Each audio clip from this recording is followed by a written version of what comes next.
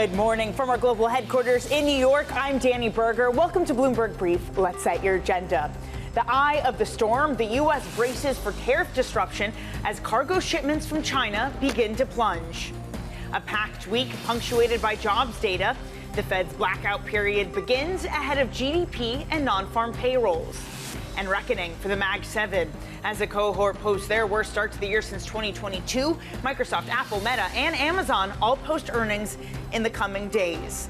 Well, we've seen an easing of market stress. Can it last? We're weaker on today's future session after on Friday we closed at the highest level since Liberation Day. We're down by about 0.2 for both the NASDAQ and S&P 500 futures. Your Russell 2000 session down by about 0.4%.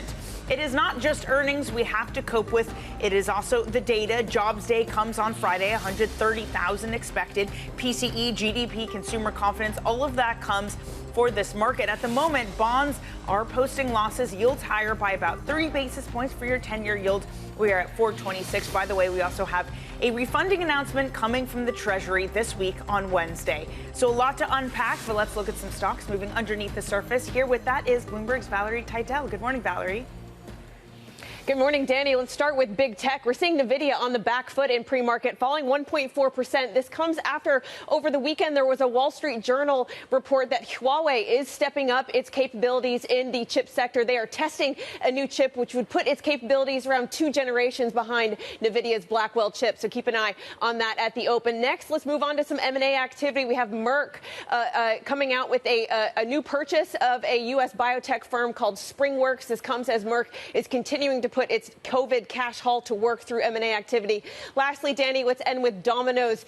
Reporting before the bell this morning will be the latest test of consumer appetites. This comes after a competitor, Chipotle, warned of a softening consumer ahead in its sales forecasts. Valerie, excellent work. We'll catch up with you later in the hour. That's Bloomberg's Valerie Teitel. Also in this hour, we're going to be speaking with Paul Donovan of UBS Global Wealth Management and Kathy Jones of Charles Schwab.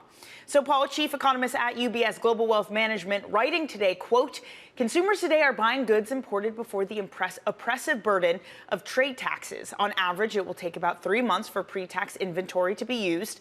This means economic reality has not penetrated the partisan media bubble around consumers. I'm pleased to say that he joins us now. Paul, it's such an important topic with some data showing that levels plunging as much as 60% in cargo coming from China. So what does it look like when that bubble is pricked?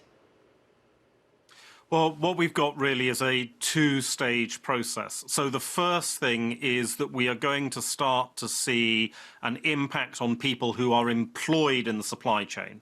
If ships aren't coming in, then there's no jobs for truckers, there's no jobs for port workers. That sort of damage is going to become quite evident within, I would say, a couple of weeks. We're going to start to see that. And then after that, we will start to see the price effects coming through.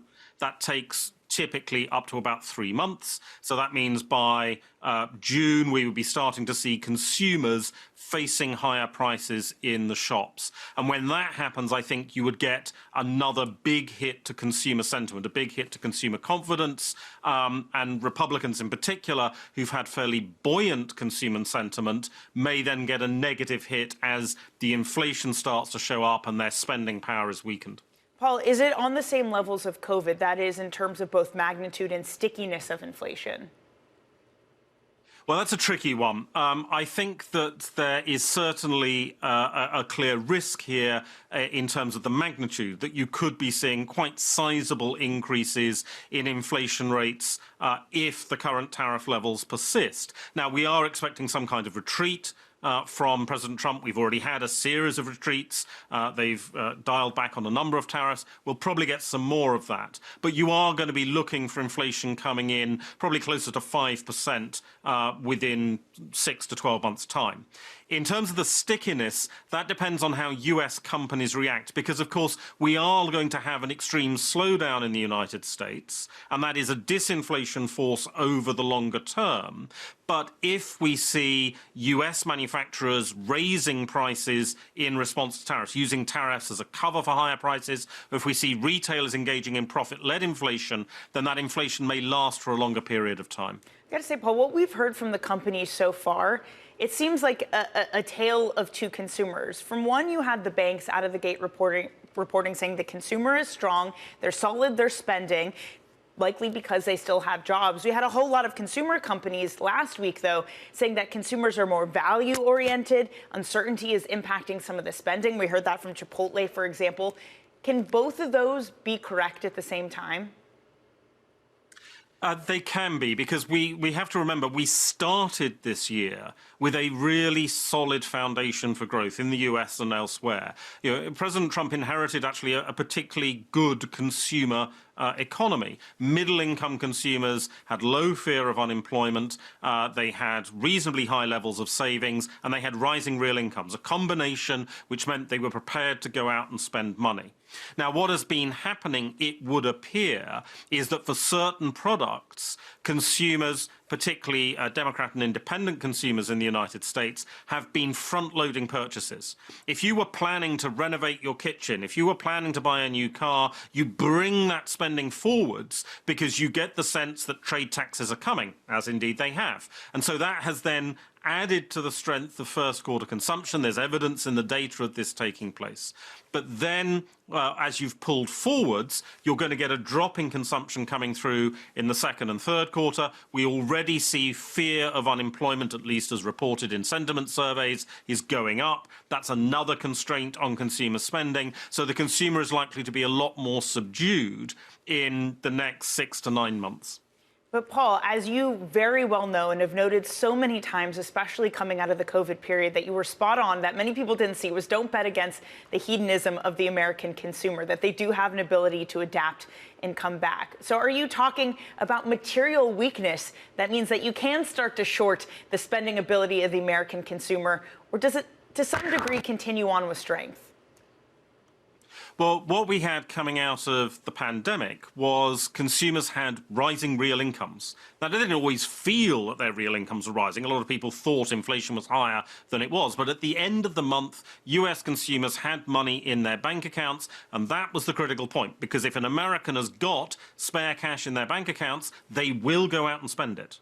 The problem we have now is that Americans may not have spare cash in their bank accounts. Real incomes may start going down now because what we are seeing is rising prices. I mean, effectively, a tariff is a big sales tax increase. That is going to be a negative impact on the ability of consumers to spend, and that's why we have the more subdued outlook coming through. If we add in a fear of unemployment, things become more serious because then consumers become afraid about spending. We didn't have that 4 years ago. That would be the risk this time. For now, we don't have that. From what we're hearing from companies, Paul, it's more things like downward revisions to earning expectations, maybe a pullback in CapEx and new orders. Inventories, as we've been noting, have been rising before tariffs. How long do you need this current environment, be it uncertainty or high tariffs, that job cuts do start to become part of the story? Well, the first thing that we're likely to see is not job cuts, but just a freeze on hiring. And that's bad luck if you are a 21-year-old university graduate looking for work, because you're going to find it more difficult to get a job. And that will then add to unemployment. But because you're talking about reduced hiring, not firing, that does not necessarily create the fear of unemployment that would be so troubling. And we're probably already seeing that come through now. That does appear to be the case. To get to actual job losses, well, we will see job losses in certain sectors that are very trade orientated. As I mentioned, if Chinese ships are not coming into US ports, and they're not, that has a very, very quick knock-on effect onto jobs in the trucking industry, in the ports, and so on and so forth. We will start to see layoffs directly coming through there. But in a larger scale, on a scale which is likely to start affecting the unemployment rate, to lead to significant reductions in the payrolls numbers, that's probably still a little way down the line. Probably more a second half story that you're going to be seeing that. But once you start to see that, we then need to pay attention to the fear of unemployment, because that's something which changes the behavior of people who have jobs and causes an additional wave of spending reduction. Paul, this has been an absolute masterclass. Thank you so much for joining us this morning. Paul Donovan of UBS Global Wealth Management.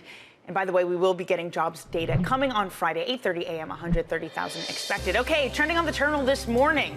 Pressure ramps up in the Panama Canal. China is dialing up scrutiny of Hong Kong billionaire Li Ka-shing's plans to sell Panama ports to a group backed by BlackRock. Chinese regulators say the deal can't happen without their approval. At the same time, President Trump is calling for free of charge passage for U.S. ships. Elsewhere, President Trump's popularity is sinking. Polls from NBC, CNN, ABC, Fox, and the New York Times, among others, show voters think that he's falling short of his core campaign promise to strengthen the economy. The president marks his 100 days in office on Wednesday. And fast fashion giant Shein hiked prices across products in the U.S. by as much as 377%. Most of the hikes came on Friday. Shein and other e-commerce platforms face a 120% tariff after the U.S. ended the de minimis exemption for small packages coming from China and Hong Kong. Coming up, as we've been discussing, supply shock giant retailers like Walmart and Target have told President Trump that U.S. shoppers could see empty shelves soon. More on that coming up next.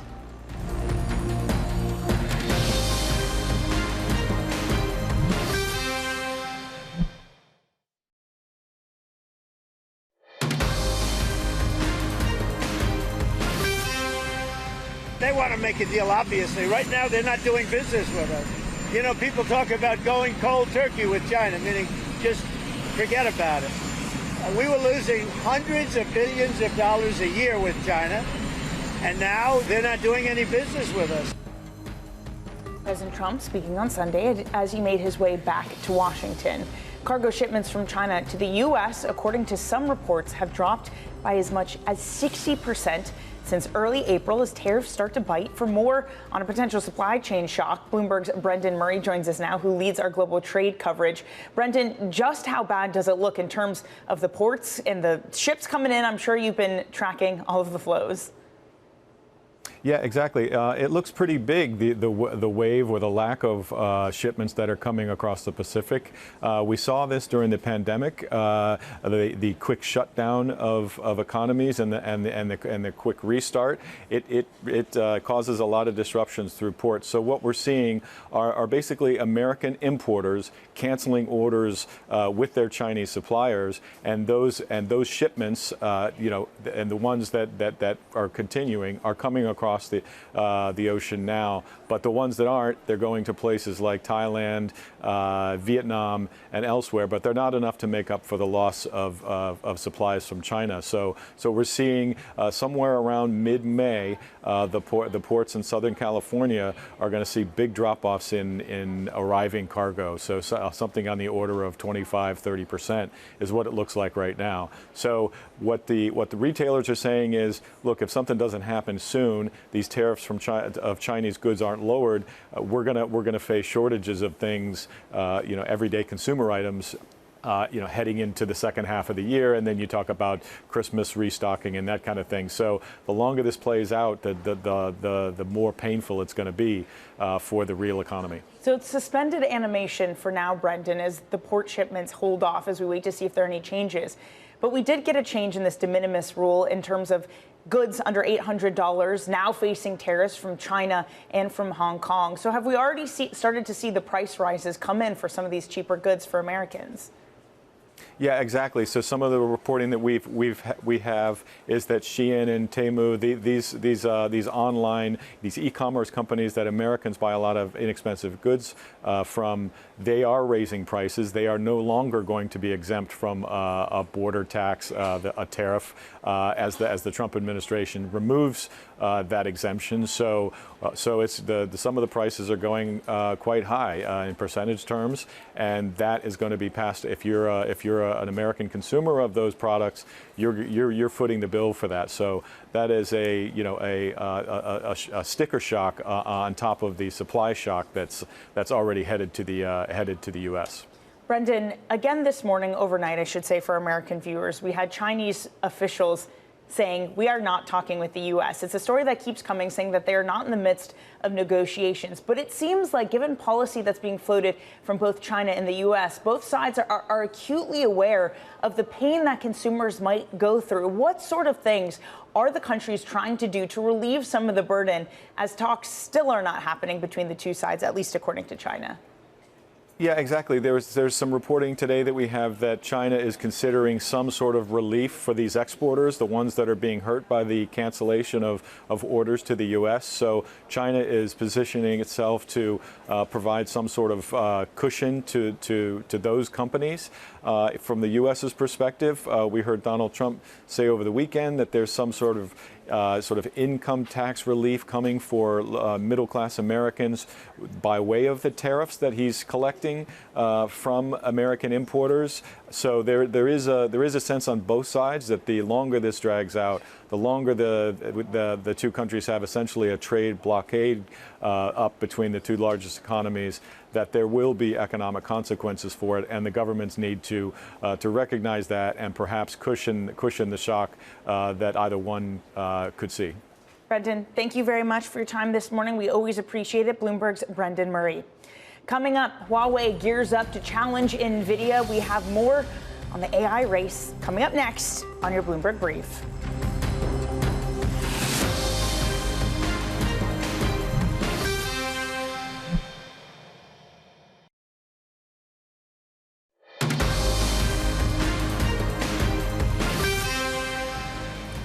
It's your Bloomberg Brief. I'm Danny Berger in New York. Let's take a look at what's making headlines around the world and what's on the front pages. The FT has this, that President Trump has stepped up criticism of Russia's Vladimir Putin. Trump questioned whether Putin generally wants to end the war or if sanctions may be needed.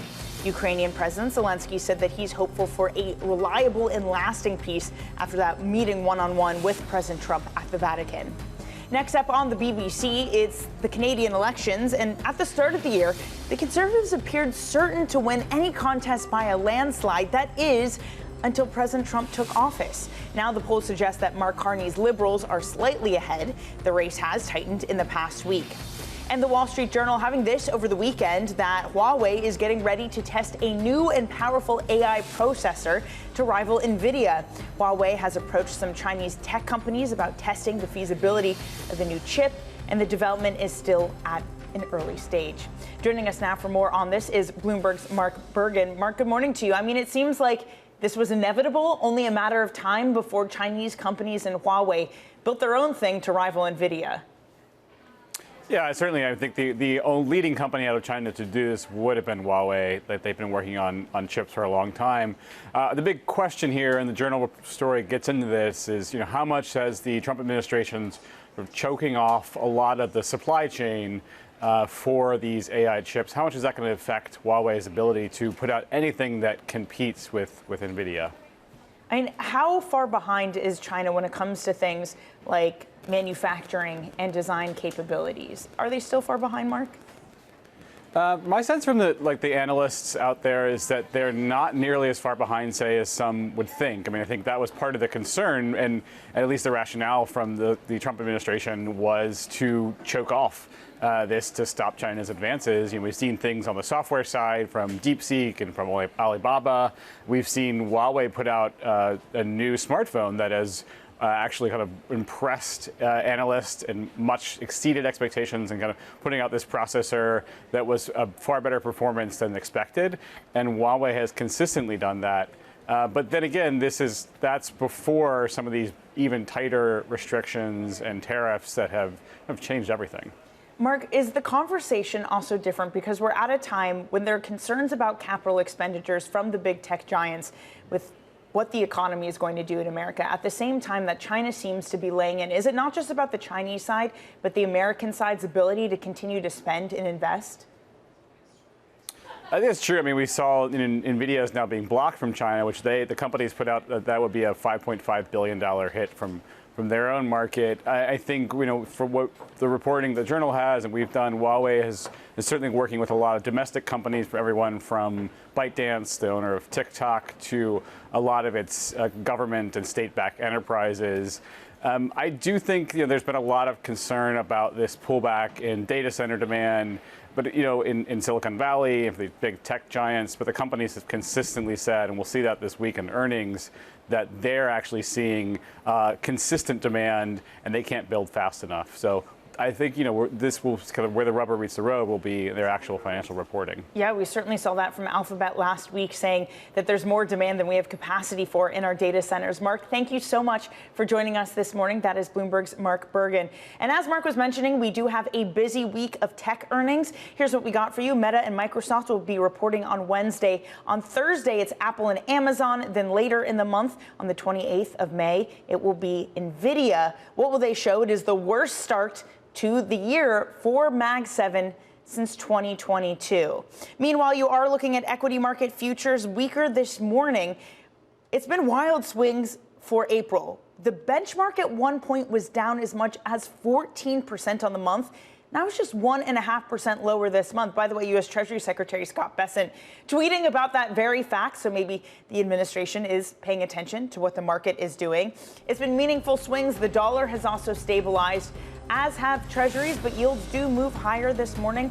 We are up by 2.5 basis points. 4.26% is where we stand. So it's a busy week of earnings. We're going to get 40% of the market cap of the S&P 500 reporting, the busiest week for earnings by far that we're going to have. What more clues will we get on the consumer? Coming up, we're going to discuss the big weeks. It's not just the earnings, it is also data. We're going to talk with Kathy Jones of Charles Schwab. Coming up, this is Bloomberg.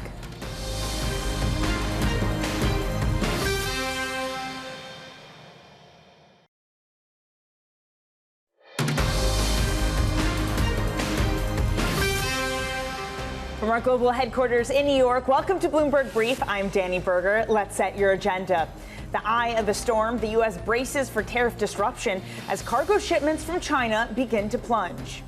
A packed week punctuated by jobs data. The Fed's blackout period begins ahead of GDP and non-farm payrolls. And reckoning for the Mag 7. The cohort posts their worst start to the year since 2022. Microsoft, Apple, Meta, and Amazon all post earnings in the coming days. The S&P 500, little change this morning, as well as the NASDAQ 100 futures. We are off the lows of this morning. We closed at the highest level since Liberation Day on Friday. So an easing of market stress. Can it last after a huge turnaround in this equity market?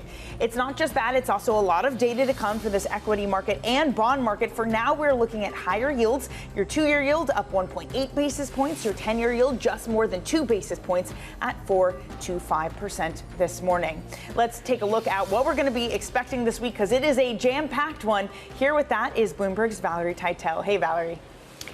Danny, it's a jam-packed week for U.S. economic data. On Tuesday, we get consumer confidence. We also get personal consumption data on Wednesday, alongside the first advanced reading of first quarter GDP for the U.S. Thursday, ISM manufacturing, any hints of tariff disruption happening in the manufacturing sector. We keep an eye on that data print. Rounding out on Friday with the big one, non-farm payrolls. Will there be any labor market weakness that we can see through this print dealing with the tariff shock that the U.S. economy is currently going under? It is also going to be a big week for earnings. We get 4 of the Mag 7 to report this week. We get Meta and Microsoft after the bell on Wednesday, Apple and Amazon after the bell on Thursday. But it is a frantic week for earnings reports, Danny. The busiest week of the year for this for the earnings season. We have $20 trillion of market cap of the S&P 500 due to report in the next 5 days. Oof, that is a lot to take on. Valerie, thank you very much. Bloomberg's Valerie Teitel. And here to help us take it on is Kathy Jones, Chief Fixed Income Strategist at Charles Schwab. Kathy, so great to see you. How are you thinking about the week ahead? It started out after a quiet weekend, but we're about to get a whole lot of data and a whole lot of earnings. Yeah, in general, I think this week's data won't be too bad for the economy because it really precedes the imposition, the announcement of tariffs. And so there's a lot of front loading that has gone into the data probably for the first quarter, which we'll get. So the GDP numbers should reflect some of that front loading of people buying stuff or importing stuff before the imposition of tariffs. And I think the inflation data will be pretty good. Based on what we saw in the PPI and CPI, the inflation numbers shouldn't be too bad. But I'll really be watching the ISM numbers at the end of the month, end of the week, and of course the jobs data, where we could see some softness. Kathy, you have said that in the long run, you think Treasury yields are more likely to decline than to rise from current levels.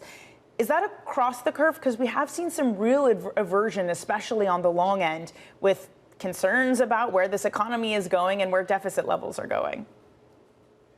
Yeah, the near-term outlook in the next couple of months, we still look for this sort of broad trading range in the 10-year to persist. So 420-ish on the downside, 440, 445 on the upside. And there is a risk that we get even higher, go back above 4.5% if we get some scary data on the tariff side. But in general, tariffs raise prices, but they also slow growth. And we're already seeing some of that slow growth work its way through the data. So I think the persistence of slower growth, not just here, but globally, will lead yields down. And we're already seeing central banks cut rates in Europe. I think that will eventually catch up in the U.S. and we will see the Fed ease. So it's just a matter of time. And so by year end, yields should be 4% or sub 4%. Kathy, not that that's any comfort, because of course we don't want any sort of economic slowing. But in April, there was this real concern that we saw this dangerous market dynamic starting to brew. That is, yields moving higher, risk selling off, and the dollar weakening. Just given on what you said, does that mean that we're going to return to some sort of normalcy? And that's a kind of emerging market dynamic that we don't need to worry about in the U.S.? Yeah, I think that was a temporary move. I mean, we certainly hope so. I think some of that was positioning. We'd gone in, people positioned for continued strength in the dollar, and were surprised when things changed suddenly. And I think that move really was a reassessment of the outlook for the U.S. economy going forward, and that pulled the dollar down. So it unwound some of these positions, and now probably back to a more normal relationship. It could be that there's a higher risk premium, a higher term premium going forward. We've seen it expand now for several months. I think that the term premium is set higher now because we do have these deficits and we do have all this turmoil in policy and uncertainty about what's going to happen with policy going forward. But I don't think that necessarily means we're going to have the emerging markets type dynamic in the U.S. We still have the world's reserve currency. None of that's changed. People still need U.S. Treasuries. And I think at yields pushing 4.5% in the 10-year, you'll find people willing to take on U.S. Treasuries. So we don't have the emerging market dynamic. It's not necessarily a shock. It's not a financial crisis. It's not necessarily a recession. But Kathy, do we continue to have a slow grind of a deterioration in the attractiveness of U.S. assets, be it both treasuries or the dollar? I think we do, in the sense that, look, the dollar was on a 10, 12-year bull run that has peaked in 2022, and it's gradually coming down. There's room for it to come down. And I do think that policy making being so fraught right now with uncertainty and so fraught with conflicting goals, that there'll be less attractiveness for the U.S. You'll see people reallocate elsewhere. But that's not necessarily a crisis. Coming from a huge, very, very high level of the dollar and working your way down to something that's probably closer to fair value, that probably is going to be the case. But I don't think that we're in a world of, everyone moving away suddenly from U.S. assets. I mean, we're still the largest economy in the world. We still have a very dynamic economy, slowing, but still dynamic. A lot of development that's very exciting will pull in assets. But I think, we've peaked, but it doesn't mean that, it's going down at a rapid rate or that it's going to a very low level from here. It's just reassessment of the U.S. economy versus the rest of the world. But is it a reassessment for asset allocators too, Kathy? Because usually when bonds gain, you also have this sort of insurance property of the dollar where it strengthens alongside of that, especially if we're in risk off. For an international investor, does it now make more sense to take a second look at your own local bond market instead of coming to the U.S. if we are looking at a dollar weakening trend starting to take hold? Yeah, absolutely. The strongest performing asset class in fixed income year to date is international developed market bonds. So they have proven attractive. Most of that's driven by the weakness in the dollar. And I think now, after 10 years of not really finding much value in other bond markets, given the dynamics, I do think that investors would be well advised to consider some allocation outside the U.S. in the developed market bonds. I'd be a little careful about emerging markets. They're kind of the victim here in this global trade war. That could be problematic for them for a while. But in terms of allocating, I would expect to see more allocation to other bond markets by both U.S. investors and foreign investors. Kathy, among all of the data, all the earnings we get this week, we're also going to get the Treasury's refunding announcement. That comes on Wednesday with Treasury Secretary Scott Bessent putting that into the market. We all remember the summer of 2023 when it was enough to shake the market. How fragile are we going into this? How important will the refunding announcement be? I think the expectation or the nervousness is already in the market right now, so I don't expect any huge surprises. It's proven to be the case so far that Treasury Secretary Bessent has followed Janet Yellen's formula pretty closely, despite his criticism of it. I don't think he'll reach to try anything new at this stage of the game because, the dynamics haven't changed. Nothing's really changed in terms of the way the Treasury needs to fund itself right now. We do have the whole debt ceiling thing that's still sort of hanging over our heads. So there's limited room for the Treasury to do anything new with the refunding announcement. It could weigh on the market a bit just because people will look at the supply coming and amid all the other uncertainty. But I don't think it's going to shake up the market too much. We've already gotten shaken up for various reasons. I'd be really surprised if Treasury Secretary pulls anything new out of the hat right now. Yeah, this is a market that's definitely coming out of a period of some big shakeups. Kathy, thank you so much for joining us ahead of a busy week. At least we have some quiet for now. Kathy Jones of Charles Schwab. Let's get you some other top stories now that are trending on the terminal. Pressure ramping up in the Panama Canal. China is dialing up the scrutiny of Hong Kong billionaire Li Ka-shing's plans to sell Panama ports to a group backed by BlackRock. Chinese regulators say the deal can't happen without their approval. At the same time, President Trump is calling for free of charge passage for U.S. ships. President Trump's popularity is sinking. Polls from NBC, CNN, ABC, Fox, and the New York Times, among others, show that voters think he's falling short of core campaign promises to strengthen the economy. The president marks his 100 days in office on Wednesday. And fast fashion giant Shein hiked prices across products in the U.S. by as much as 377%. Most of those hikes came on Friday. Shein and other commerce platforms face an 120% tariff after the U.S. ended the de minimis exemption for small packages from China and Hong Kong. Coming up, it's a big week for big tech. For the Mag 7 names report this week, what to watch from their results, we have that next for you on your Bloomberg Brief.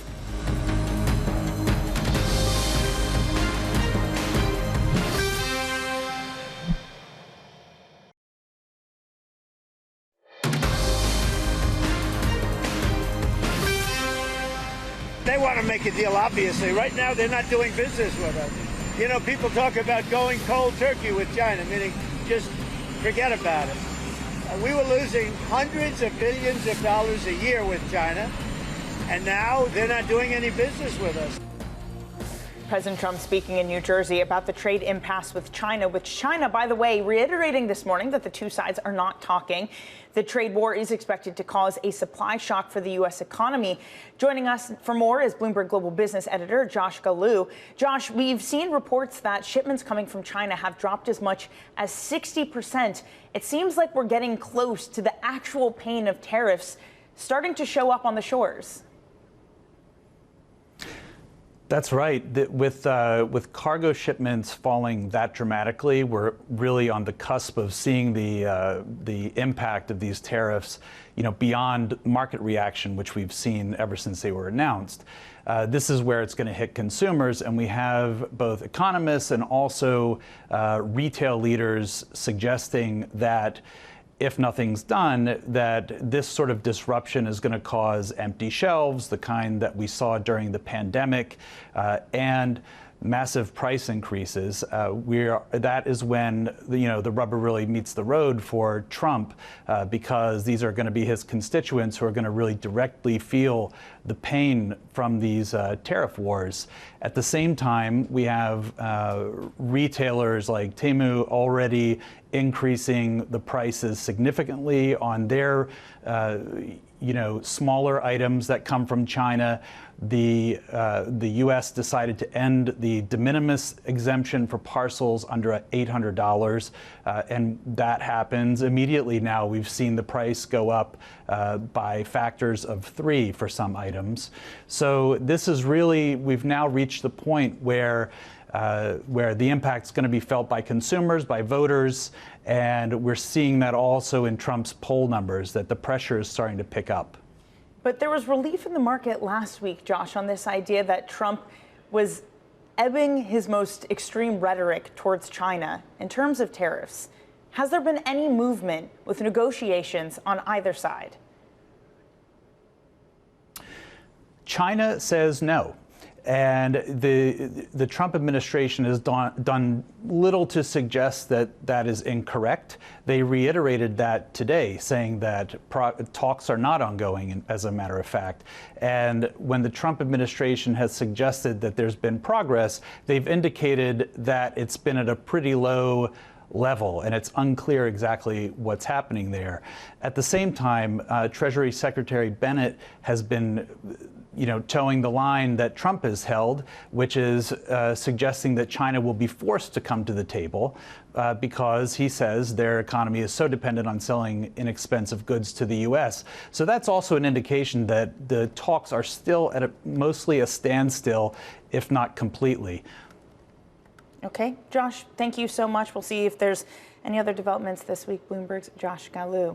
Now, elsewhere in corporates, Airbus has agreed to take over some assets and sites from Spirit AeroSystems. It clears the way for the struggling U.S. aerospace supplier to be reacquired by its former parent, Boeing. Joining us now is Bloomberg's Benedict Campbell, who leads our global aviation coverage.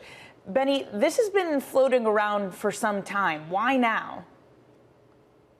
Well, it's an incredibly complex deal. It was announced last year, in July of last year. Boeing said that they would reintegrate Spirit AeroSystems. This is an asset that used to be part of Boeing. They spun it out in 2005, so almost 2 decades ago, well, actually exactly 2 decades ago, and then had to, when they were in deep crisis, last year, had to essentially take the uncomfortable step of taking that business back to gain greater control over the quality, over the finances of this business. Where it gets complex is that Spirit not only makes parts for Boeing, but also parts for arch rival Airbus. So Airbus obviously didn't want to see that part of the business be reintegrated into Boeing. So what started was the long and drawn out sequence of sort of unpacking Spirit, moving the Airbus parts back to Airbus, keeping the Boeing parts with Boeing, and what we saw today was step number 1, Airbus essentially taking over facilities all over the world, really. There are some in Scotland, there are some in Belfast, in Ireland, there are facilities in the US, in Asia. So really all over the place, making parts from the A350 wide-body aircraft all the way down to the A220 single aisle, and Airbus is actually being paid to take over these components, and that gives you a sense of just what kind of financial distress Spirit is in, and that it was high time that it came under new ownership again.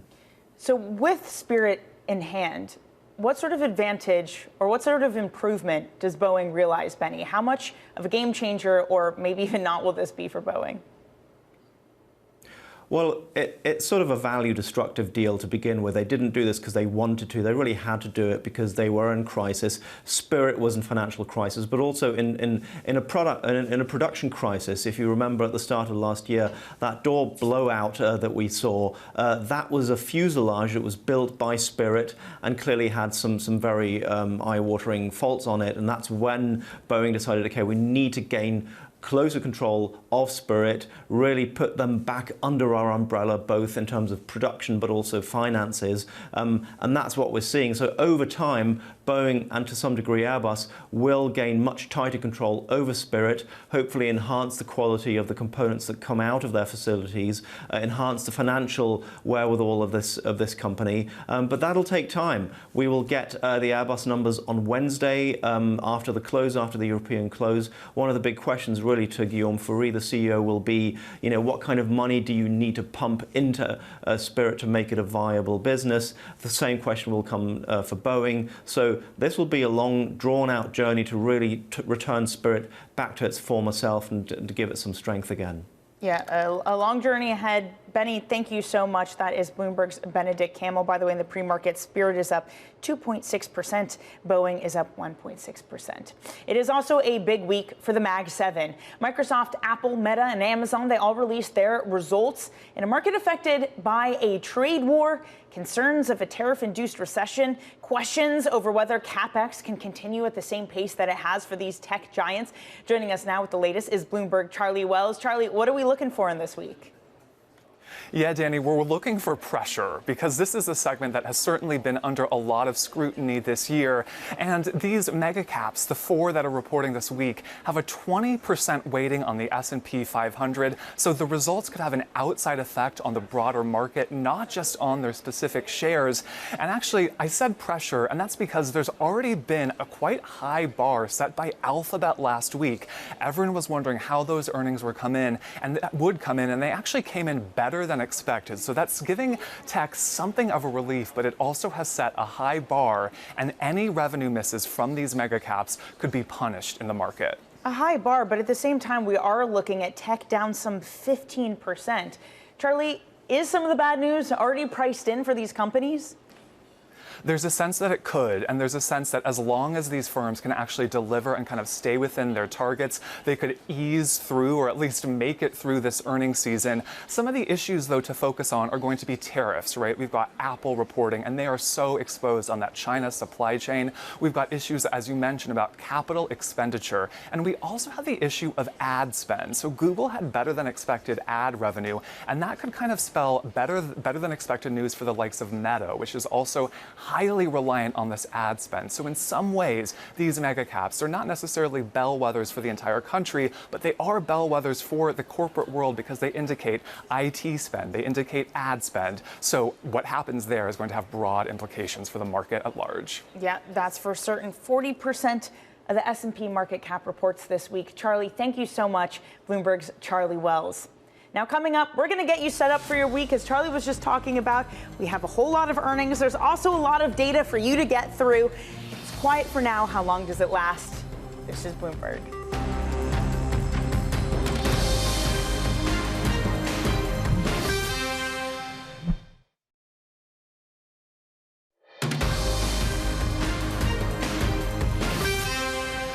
Let's get you set up for this trading week. On Wednesday, President Trump will be marking his 100th day in office. Then Meta and Microsoft, they'll report their results on Wednesday. Amazon and Apple, those come on Thursday.